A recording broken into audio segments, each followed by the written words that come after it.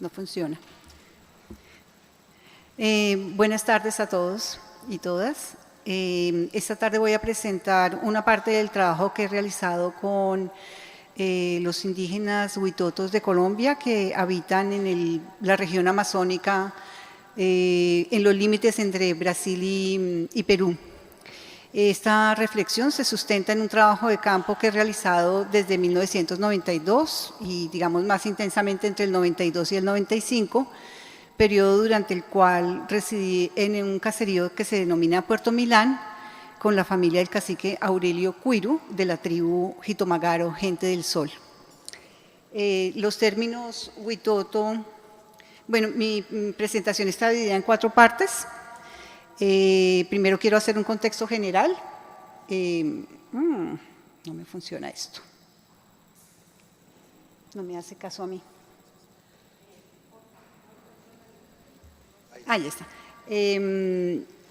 Primero quisiera hacer un contexto sobre esta comunidad. Los términos huitoto con W, con H y con U aparecen como etónimos para designar a grupos pertenecientes a 4 familias lingüísticas con afinidades culturales originarios de la Amazonía colombiana y peruana. El término huitoto es de origen caribe y se traduce como enemigo o esclavo. Y su uso generalizado se generalizó por colonos, misioneros y caucheros y también por investigadores durante el periodo de la colonización extractiva del caucho, que se dio a comienzos del siglo pasado y que marcó profundamente esta región del Amazonas colombiano y peruano. Esta denominación, impuesta en un contexto de violencia y subordinación, fue progresivamente asumida como una autodenominación hacia comienzos de la década de los años de 1990. Posteriormente, ellos recogieron el término Murui Muinane, que también designa estas comunidades, y actualmente la expresión gente del centro se ha consolidado como una autodesignación preferida por el grupo que está conformado por aproximadamente 9.000 personas en esta región del trapecio amazónico. Ay, ¿me pueden ayudar? Porque definitivamente no me...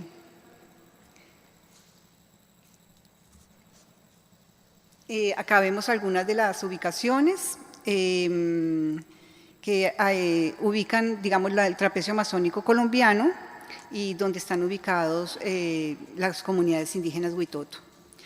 Estas autodenominaciones, digamos que han reflejado un proceso de una dinámica muy compleja de resignificación lingüística y política que acompaña los procesos de contacto intercultural en la región, pero por otra parte también expresa la reconfiguración de una identidad colectiva frente a categorías impuestas por la colonización y la etnografía, y a la vez también la reafirmación de un modo de existencia y de pensamiento centrado en la relacionalidad, la palabra y la memoria, como fundamentos de una visión de mundo.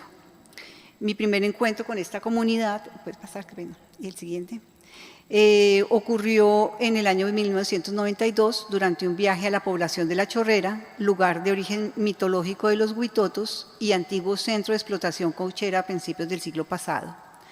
En ese momento era uno de los 6 corregimientos del departamento del Amazonas y la capital del resguardo indígena Predio Putumayo, uno de los más grandes que existen en el país, creado en 1988 como resultado de la lucha de los pueblos amazónicos por defender su territorio ancestral. Viví varios meses en La Chorrera y la comunidad de Puerto Milán, habituándome a las elevadas temperaturas, a las lluvias constantes y a la asfixiante humedad del ambiente.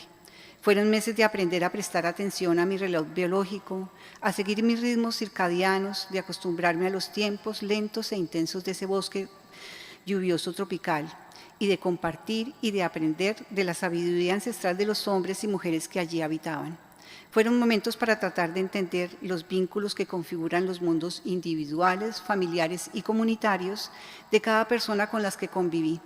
Mientras me enseñaban a tejer canasto, tiempos para aprender a percibir e interpretar las relaciones de cada gesto, cada objeto tejido y cada práctica cotidiana con la forma de construir y habitar el mundo.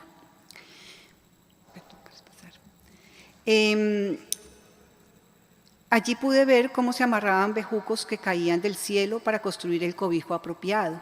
Se tejían hojas de palma para recoger, transportar y transformar los frutos de la selva en alimento. Los vegetales se entrelazaban con la vida cotidiana de los seres humanos y se tejían objetos antropométricos, permeables y transformables. El cargador donde el bebé se entretenía mientras la madre realizaba las labores, los canastos que cargaban los niños y adultos cuando iban a la chagra, la naza para pescar, el colador y el exprimidor para procesar la yuca, todas eran piezas que se armaban con las fibras del entorno para su uso diario. Objetos complejos como la selva misma, donde todos los organismos están íntimamente ligados entre sí y cuya sobrevivencia depende de su capacidad de adaptación y relación con los otros. Al igual que un organismo simbionte, cuyas capacidades se activan solamente a través de la interacción con los otros, cada artefacto vive en una asociación estrecha con su entorno. El tejido que buscaba registrar y aprender era mucho más que una técnica o un mero procedimiento. El canasto, más que una palabra para designar un objeto, era cuerpo, memoria, origen y enseñanza. Simboliza aspectos relativos al conocimiento, a los principios vitales de las cosas, a las personas, al conocimiento y al sentido del mundo. En los sistemas de producción hortícola de la región, el kruga, término genérico del dialecto muneca para designar el canasto, también se usa para recoger la hoja de coca y para guardar elementos sagrados o aspectos del pasado. El kruga es un contenedor de conocimiento y la memoria colectiva.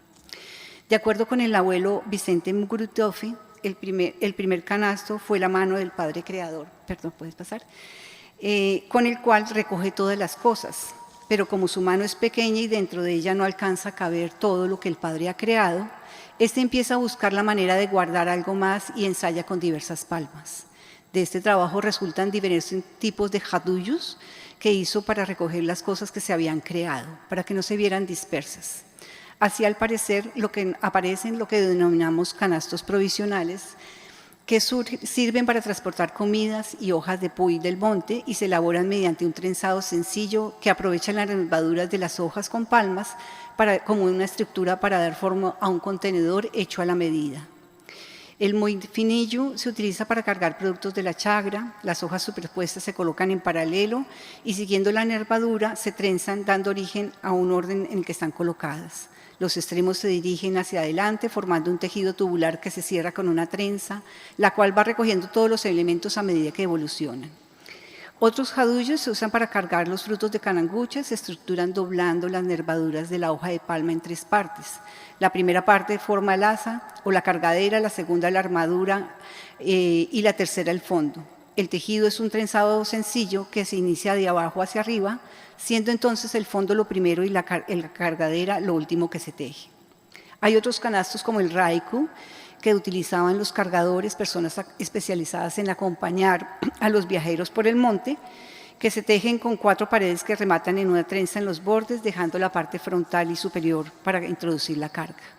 Hay muchas variaciones de jaduyos que se aprenden y ejecutan según la necesidad. Sin embargo, cuenta el abuelo Óscar Román, los cestos eran demasiado frágiles y no tenían resistencia necesaria para conservar las cosas. El Padre Creador, por eso, continuó el proceso hasta conseguir el material y la forma indicada, para depositar y ordenar todas las cosas que se habían creado. De este trabajo emergen 2 tipos de canastos. ¿Puedes pasar a la siguiente? El primero es el jaboga, cesto de entramado sencillo, ampliamente utilizado para diversas actividades. Su base se construye mediante el entrelazado de red hexagonal simple, el cual puede transformarse en las paredes en una estructura doble o triple.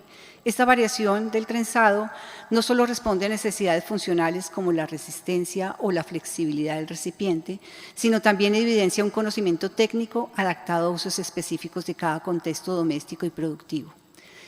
El metigre se distingue por su carácter ritual y de uso restringido a hombres de conocimiento entre la comunidad. Este canasto, que resguarda los poderes asociados a objetos ceremoniales, es elaborado en técnica de asargado diagonal. Dicha técnica genera una textura rítmica de líneas diagonales que conforman la figura de espina de pescado. La base se organiza en torno a una cruz central que crece concéntricamente a medida que avanza el tejido, simbolizando el orden progresivo y armónico que articula el tejido con la dimensión simbólica del objeto. Dentro de la comunidad y en esta zona se identifican otros tipos de canastos, todos con técnica de tejido hexagonal. Cada uno de ellos responde a un sistema clasificatorio preciso que no se limita a los criterios formales, sino que incorpora aspectos funcionales y simbólicos. Así, la denominación no se distingue de sus variaciones estructurales, sino que refleja una comprensión integral del objeto como síntesis de conocimiento técnico, uso social y valor ritual. La siguiente. La elaboración del canasto entre los huitotos se constituye en una práctica material y simbólica estrechamente vinculada con la transmisión del conocimiento tradicional. Más que una actividad técnica, el tejido se configura como una forma de pensamiento y construcción de memoria colectiva que trabaja de diferentes modos para curar y representar el pasado y cuidar e incrementar la vida. En ese sentido, el acto de tejer el canasto puede entenderse como una metáfora del proceso de aprendizaje y apropiación del saber. En las primeras etapas, el aprendiz es comparado con un canasto hojón de tejido abierto, cuya estructura aún simboliza la laxa permeabilidad de una mente que todo lo percibe, pero que poco puede contener. Con el tiempo, a medida que se fortalece su cuerpo, su atención y su espíritu, el aprendiz adquiere la capacidad de contener la palabra ancestral, convirtiéndose en un canasto tupido, que guarda y ordena y reactiva el conocimiento recibido. En esta línea, el aprendizaje del tejido entre los huitotos, que asimila el proceso formativo del aprendiz a una progresiva densidad del canasto, refleja una epistemología relacional donde el conocimiento se va entrelazando en el cuerpo y la experiencia. Esta transformación del saber se expresa también en la corporeidad. En el contexto ritual del mambiadero, el aprendiz sentado con las rodillas recogidas y abrazadas adopta la forma de un cuerpo canasto, figura que sintetiza la disposición física y espiritual necesaria para recibir el conocimiento. En esta postura, el cuerpo se convierte simultáneamente en contenedor y mediador, espacio de interiorización de las enseñanzas y medio de su posterior actualización y transmisión. De este modo, la práctica del tejido opera como un modelo cognitivo, pedagógico, que articula los planos corporal, técnico y espiritual del aprendizaje. Desde esta perspectiva, tejer es un acto de pensamiento. La palabra funciona como un hilo conductor en el que el sabedor urde la palabra de la trama del conocimiento. El movimiento de extender y entrelazar las fibras no solo remite a la materialidad del tejido, sino también a la articulación simbólica del saber, cuyo proceso se asemeja al de un canasto. Se inicia en el fondo y se expande hacia los bordes con un flujo continuo entre comprensión, memoria y acción. Así, el tejido no es únicamente metáfora, sino una práctica epistemológica que recoge, ordena y vincula aquello que se encuentra disperso. En los relatos de los abuelos Vicente Murucutufe y Óscar Román se subraya la importancia de juntar y de disponer en orden todos los elementos del mundo para hacerlos comprensibles. Tejer en este horizonte es un modo de pensar y habitar el mundo, una práctica que configura al sujeto en relación con los otros, con los materiales y con el orden cósmico que da sentido a la existencia. Podemos pasar a la siguiente. La siguiente. Tejer la vida. Un año antes de mi primer viaje a La Chorrera, en Colombia, se promulgó la nueva constitución política que reconocía a los pueblos indígenas como sujetos de derechos. Quedaban atrás, al menos en el plano jurídico, los tiempos en que eran concebidos como salvajes que debían ser incorporados al proyecto de identidad nacional bajo un único modelo de una lengua, una religión y una cultura. En aquel entonces yo desconocía que algunos de los llamados huérfanos del caucho, descendientes de quienes sobrevivieron al sistema extractivo del caucho a principios del siglo XX, emprendían el retorno a sus lugares de origen con hijos y nietos con el propósito de restablecer sus comunidades y reanudar los vínculos interrumpidos con el territorio. Aquellos procesos representaban una forma de surcir la historia y la memoria colectiva, dando lugar a nuevas configuraciones identitarias. Como lo plantea el antropólogo Juan Echeverry, este retorno no solo implicaba la recuperación territorial, sino también un proceso simbólico de recomposición de la memoria. Recuperar el canasto de la vida, tejerlo nuevamente, depositar en él las semillas del futuro y dejar encerrados en el canasto de las tinieblas los recuerdos de la violencia, el despojo y la esclavitud. Esto porque en la época del caucho como contaban hoy también en alguna ponencia de México, los indígenas de las diferentes tribus que habitaban en este trapecio amazónico también participaron de los procesos de esclavitud con sus otros congéneros. Entonces, volver al territorio implicaba para ellos contar una nueva historia que borrara esas rencillas que existían entre las diferentes tribus que habitaban este territorio. Y eso ellos lo llamaron encerrar o dejar cerrado en el canasto de las tinieblas esos recuerdos, para poder volver a construir el canasto de la vida. Mientras esto sucedía, yo en la casa de la familia Ocuire aprendí fundamentos del tejido tradicional y participé como con otros diseñadores vinculados a proyectos de fomento artesanal en procesos que impulsaron el tránsito de ciertos objetos más vinculados a las economías de autoconsumo hacia otros circuitos mercantiles mucho más amplios.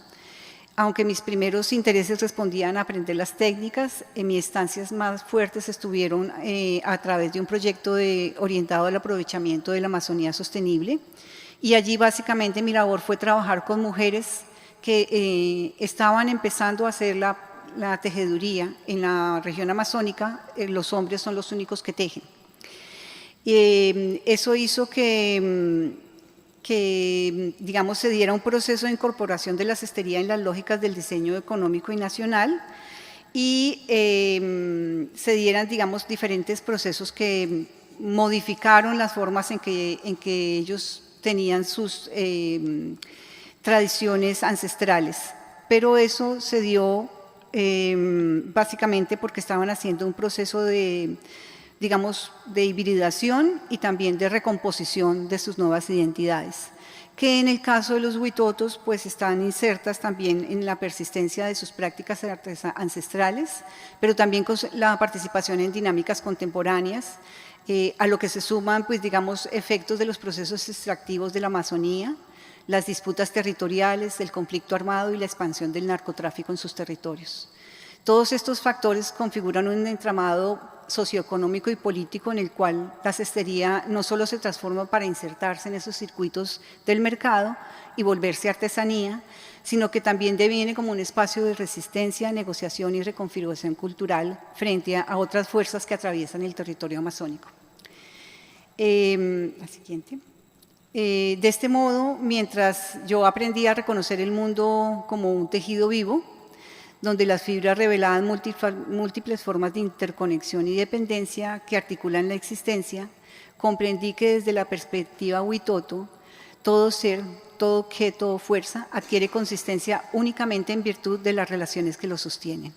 En esta lógica relacional, los hombres y las mujeres huitoto reconstruían sus vidas ordenando los fragmentos del pasado y proyectando en la orlimbre de las fibras las semillas del porvenir. Porque para ellos tejer canasto es pensar con la materia, es un acto ontológico que integra el hacer, el saber y el existir. Podemos pasar las siguientes. Bueno, quedaron en desorden las diapositivas porque no las pude pasar, pero acá hay algunas imágenes de lo que son las configuraciones objetuales que hoy en día la comunidad huitoto y sus mujeres comercializa a través de diferentes mercados a nivel regional y también a nivel nacional. Acá hay algunos principios de las técnicas que ya son modificaciones de las técnicas que tenían tradicionalmente, y se incorporan otras fibras como la fibra del comare y otro tipo de bejucos que se trabajan en la zona. Bueno, y como lo decía, pues como más que conclusiones, como que los aprendizajes que me ha dejado este trabajo es que el mundo es un tejido vivo de interdependencias y que, como dicen ellos, el canasto es pensar con la materia, es un acto ontológico que integra el hacer, el saber y el existir. Y eso es lo que ha hecho posible que estas comunidades hayan empezado nuevos procesos de configuración identitario y tengan hoy en día un liderazgo muy fuerte como cuidadores y guardianes de esta selva amazónica, pero también como sujetos de derechos que están plenamente activos en el concierto nacional. Gracias.